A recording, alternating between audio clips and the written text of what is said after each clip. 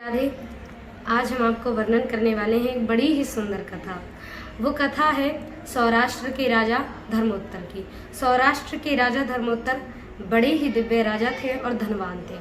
सौराष्ट्र के राजा इतना धन दान किया करते थे कि गायों के सींग को सोने में मढ़कर भी दान करते थे। हजारों लाखों गाय उन्होंने दान करे, गौ दान किया, वस्त्र दान किए, इत्यादि हर प्रकार का उन्होंने अपने जीवन में दान किया।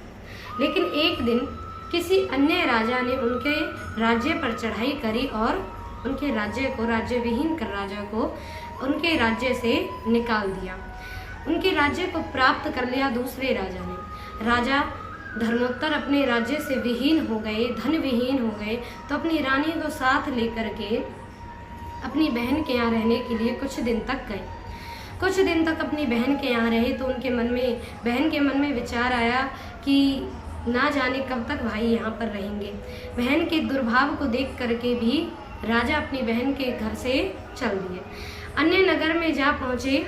राजा अब अपने ससुराल यानी रानी के मायके में जा पहुँचे। रानी के मायके में राजा कुछ दिन तक रहे, लेकिन वहाँ पर भी दुर्भाव देख करके राजा उस नगर को छोड़कर भी चल दिए। अब राजा नगर नगर भटकते हुए, वन वन भटकते हुए रानी कहने लगी कि प्रभु जीवन यापन कैसे करे, धन नहीं है, अन्न नहीं है, भोजन नहीं है। तो राजा भीख मांग करके अपना जीवन यापन करने लगे। राजा रानी भीख मांगने लगे। तो एक दिन कुछ व्यक्ति निकल के जा रहे थे और बात कर रहे थे कि एक नगर में एक साहूकार है जो दूसरों का पुण्य खरीद करके उन्हें धन देता है। राजा ने इस बात को सुना तो रानी मन में कहने लगी कि प्रभु उस साहूकार को क्यों ना आप अपना थोड़ा पुण्य बेच आए, उससे जो धन प्राप्त होगा हम उससे अपना जीवन यापन कर लेंगे। आपने तो अपने जीवन में बहुत धन दान किया है, बहुत आपने पुण्य किया है। इस बात को सुन करके राजा बोले, देवी आप बात तो सत्य कहती हो, लेकिन वो नगर तो बड़ा दूर है। उस नगर में जाने के लिए कुछ भोजन की व्यवस्था तो होनी चाहिए। रानी ने भीख मांग करके 4 टिक्कड़ बनाए, यानी 4 रोटियों का भोजन तैयार किया। राजा को वो भोजन बांध दिया और बोली कि प्रभु अब आप जाने को प्रस्थान कीजिए। राजा उस नगर की तरफ जैसे ही जाने लगे तो उस नगर की तरफ जाते भई मार्ग में देखा कि एक भिखारी भूख से पीड़ित, राजा एक नदी किनारे भोजन करने बैठे ही थे कि उस भिखारी को देख करके, वो भूख से पीड़ित, प्यास से पीड़ित, उसे देख करके राजा के मन में आया। वो याचक राजा के पास आकर के भोजन की याचना करने लगा। तो राजा के स्वयं के पास केवल 4 टिक्कड़ थे, यानी 4 रोटी थी, लेकिन फिर भी राजा ने अपनी परवाह ना करते हुए भी उस भोजन में से आधा भोजन उस भिखारी को दे दिया। उस भूखे की भूख को राजा ने उस समय शांत किया। इस दृश्य को देख करके अब राजा आगे बढ़ते हुए जैसे ही साहूकार के नगर में पहुँचे तो साहूकार से कहने लगे कि प्रभु मैं अपना पुण्य बेचने के लिए यहाँ पर आया हूँ। तो साहूकार ने कहा आपने जो भी अपना पुण्य किया है वो आप इस कागज पर लिख करके तुला पर चढ़ा दीजिए।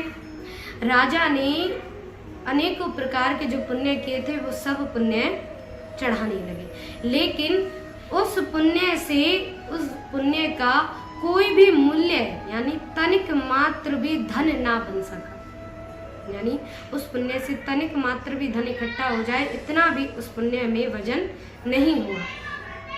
साहूकार इस दृश्य को देख करके बोले कि महाराज आप तो मिथ्या भाषण करते हो, झूठ बोलते हो, आपने जीवन में कोई पुण्य किया ही नहीं और मुझे ठगने के लिए आए हो।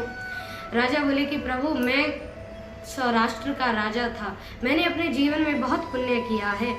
इस बात को सुन करके साहूकार ने कहा कि महाराज आप सौराष्ट्र के राजा थे, आपने जो भी पुण्य किया वो पुण्य केवल एक नाममात्र स्वरूप था, क्योंकि जिस समय आप राजा थे उस समय आपका जो पुण्य था वो राजकोष यानी प्रजा से इकट्ठा हुआ, कहीं से लूट कर इकट्ठा किया गया, किसी के राज्य को छीन कर किया गया इकट्ठा हुआ धन, उन सब प्रकार से आपने अपने राजकोष में वो धन इकट्ठा किया था और फिर उसी धन से आपने दान किया था। अन्यत्र नीति से इकट्ठा किया गया जो धन है उससे कोई भी दान स्वरूप श्रेष्ठ नहीं माना जाता। इस बात को राजा सोचने लगे, तो इसका मतलब क्या मेरा वो दान सब व्यर्थ रहा। तो साहूकार ने कहा कि महाराज, राज्य विहीन होने के बाद में, राज्य छूट जाने के बाद में आपने कोई अगर पुण्य या दान किया हो तो उसके बारे में आप यहाँ पर लिखिए। राजा ने कहा, राज्य विहीन होने के बाद तो धन नहीं रहा, तो दान कैसे करते, पुण्य कैसे करते। लेकिन राजा ने मन में सोचा कि इस नगर में आते समय मैंने जो भिखारी को 2 टिक्कड़ दान किए थे, उन्हें मैं इस कागज पर लिख देता हूँ। जैसे ही उस कागज पर राजा ने अपना वो पुण्य लिखा, जो भिखारी को 2 रोटी दान की थी, उसे लिख करके तराजू पर चढ़ाया, मानो उसमें इतना वजन हो कि साहूकार का जितना धन था वो संपूर्ण धन, साहूकार का संपूर्ण धन तराजू पर लग गया, लेकिन फिर भी वो धन उस पुण्य की बराबरी नहीं कर पाया। सोच करके देखो कि राजा ने जहाँ करोड़ों लाखों गैया दान करी थी, उनका मूल्य तनिक मात्र भी नहीं हुआ, लेकिन केवल 2 रोटी दान करने मात्र से ही इतना राजा को वो मूल्य प्राप्त हुआ उस दान का कि साहूकार का संपूर्ण धन लगने के बाद भी उस पुण्य की बराबरी नहीं कर पाया, उसका कोई मोल नहीं कर पाया। कारण क्या?